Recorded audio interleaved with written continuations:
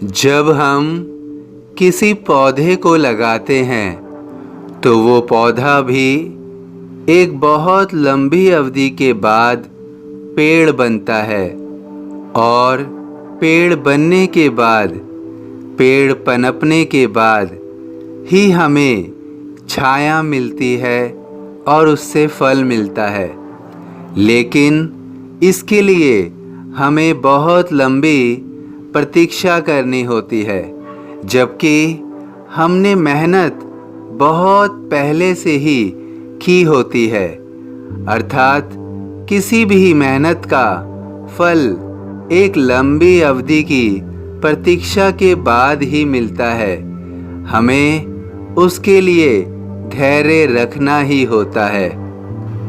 लेकिन जब हम धैर्य नहीं रखते हैं तो हम स्वयं को बहुत कष्ट पहुंचाते हैं, क्योंकि हम उस इच्छा की पूर्ति शीघ्र से शीघ्र करना चाहते हैं। लेकिन कोई भी इच्छा की पूर्ति होने में एक समय की प्रतीक्षा करनी ही होती है, और ऐसा भी ज़रूरी नहीं है कि सभी इच्छाएं पूरी हो जाएं। अब इन इच्छाओं की पूर्ति करने के लिए या उसके लिए जितनी भी कठोर परिश्रम करना होता है, उसके लिए हम स्वयं को बहुत कष्ट देते हैं।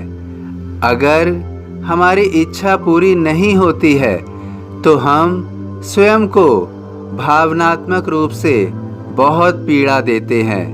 हम अपने शरीर को, दिमाग को, मन को बहुत कचोटते रहते हैं। जब भी कोई इच्छा पूरी ना हो तो हम स्वयं को या स्वयं की किस्मत को पूर्ण रूप से दोषी ठहरा देते हैं। लेकिन अगर कोई इच्छा पूरी होनी भी है तो उसमें हमें यह स्मरण रखना होगा कि प्रतीक्षा तो करनी ही होगी, धैर्य तो रखना ही होगा।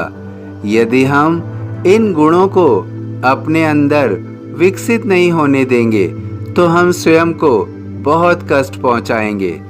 इसलिए हमें हमेशा ध्यान रखना होगा कि इच्छा अगर पूरी हो भी रही है तो हमें धैर्य रखना होगा, एक समय देना होगा, और हमें इस बात के लिए भी तत्पर रहना होगा कि यदि इच्छा पूरी नहीं हुई तो निश्चित रूप से हम स्वयं को जो कष्ट पहुंचाते हैं वो कष्ट हमें नहीं पहुंचाना है।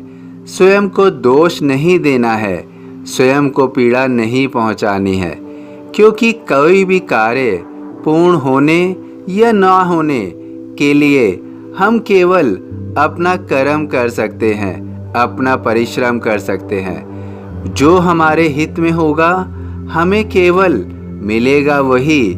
यदि हम प्रकृति से लड़ेंगे कि हमें यह चीज़ चाहिए, यह इच्छा पूरी करनी है, और अगर हम ज़बरदस्ती किसी इच्छा की पूर्ति करवाते हैं तो निश्चित रूप से हमें उसका एक बहुत बड़ा भुगतान करना होता है।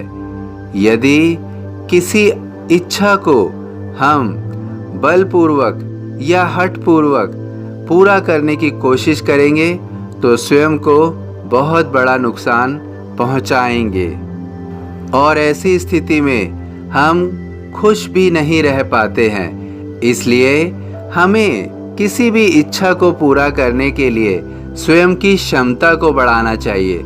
जितने हम अंदर अपने गुणों को पैदा करेंगे, अपनी क्षमताओं को बढ़ाएंगे, अपनी कार्यशैली को अच्छा करेंगे तो निश्चित रूप से हम अपनी इच्छाओं को पूरा भी कर पाएंगे।